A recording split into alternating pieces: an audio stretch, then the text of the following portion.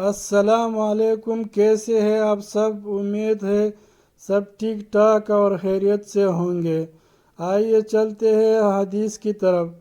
ام المومنین حضرت عائشہ رضی اللہ عنہا سے روایت ہے، انہوں نے فرمایا رسول اللہ صلی اللہ علیہ وسلم کے گھر میں جب کسی کو بخار ہوتا تو آپ صلی اللہ علیہ وسلم تلبینہ تیار کرنے کا حکم دیتے اور نبی علیہ السلام فرمایا کرتے تھے، اس سے غمزدہ انسان کے دل کو سہارا ملتا ہے اور بیمار کے دل سے رنج کو اس طرح دور کرتا ہے جس طرح کوئی عورت پانی کے ذریعے سے اپنے چہرے سے میل کچیل دور کرتی ہے۔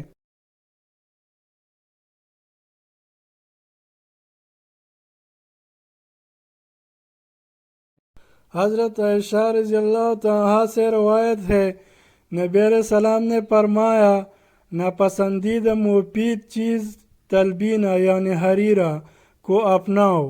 ام المومنین رضی اللہ تعالیٰ عنہا نے فرمایا رسول اللہ صلی اللہ علیہ وسلم کے گھر میں جب کوئی بیمار ہو جاتا تو حریرہ کی ہنڈیاں آگ پر چڑھی رہتی حتیٰ کہ اس کا معاملہ کسی ایک طرف لگ جاتا، یعنی وہ فوت ہو جاتا یا شفا یاب۔ مزید احادیث دیکھنے اور سننے کے لیے ویڈیو کو لائک کریں اور چینل کو ثواب کی نیت سے سبسکرائب کریں۔